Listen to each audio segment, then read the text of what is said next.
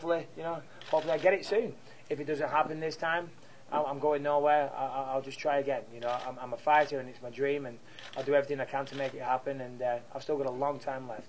Regarding your injury, a lot of the criticisms, I guess, of the UFC's expanded insurance is sort of the theory that expanding insurance would lead to fighters, instead of rehabbing things, going for the surgery and trying to get the problem fully taken care of when they would have probably rehabbed in the past. From your perspective, does that theory hold any water at all, or is it, like, for instance, your injury? Is that an injury that no matter what you would have needed surgery for? 100%. There was, like I said, these pieces of cartilage that got taken out, they were about that big. They were pretty big, and they'd stick out the side of my leg, and I'd push them back in, and they'd disappear inside my knee. But then after a while, they'd work themselves out, and they'd get under a tendon or something like that, and I couldn't bend my leg, and then they'd touch a nerve, and I'd collapse, things like that. So I absolutely had to have it done.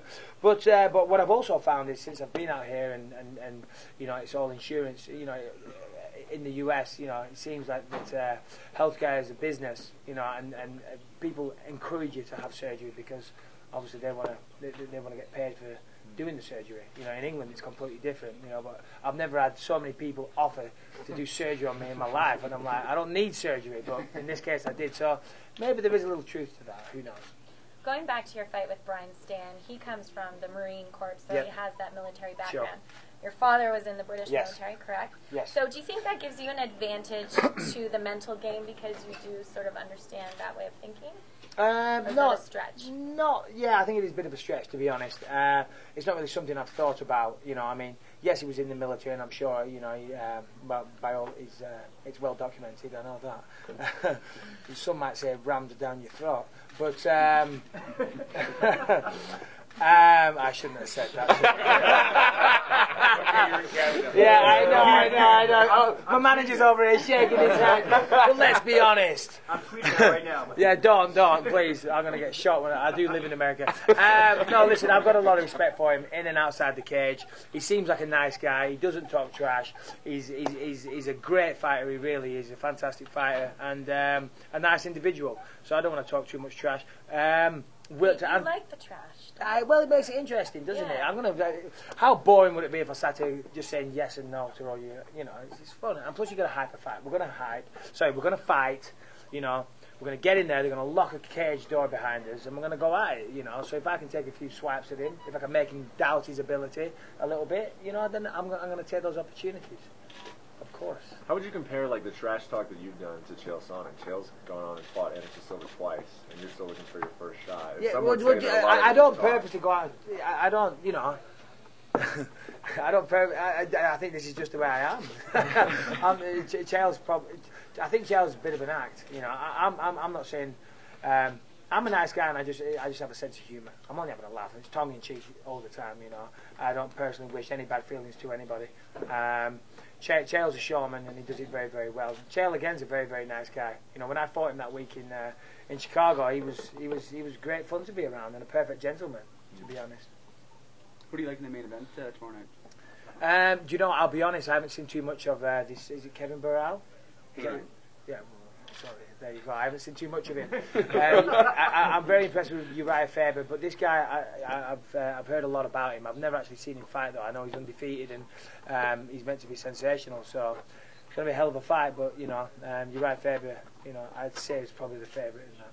So you've seen, you have a better handle on it than we do, but Burrell, Lombard, a lot of their wins came outside of UFC. Sure. How impressive are those win streaks?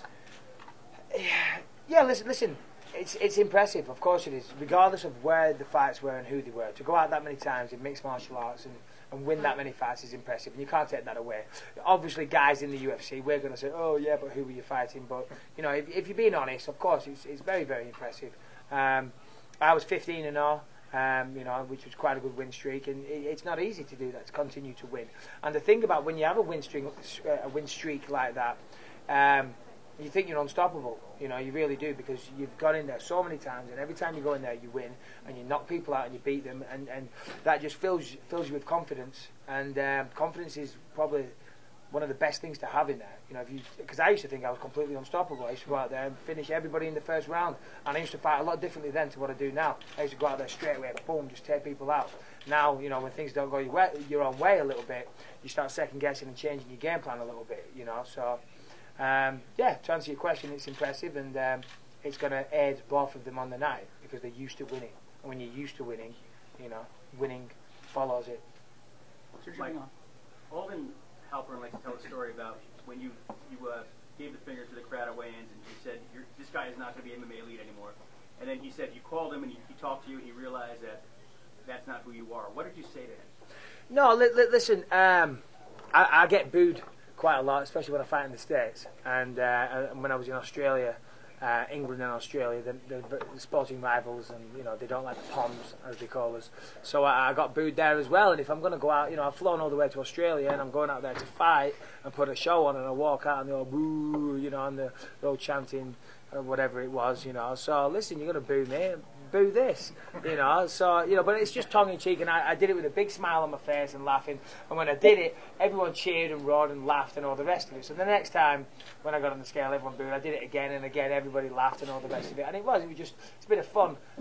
But Alden never he didn't see it. Just people on the internet said, oh, he flipped off the fans and all the rest of it. And you know, when you say it like that, it sounds bad. So he took it out of context. It was taken out of context. So I called him up and said, Alden, what's going on here? He said, well, apparently you did this. I said, yeah, I went out there. I said, I did it with a smile on my face, and everybody cheered and loved it.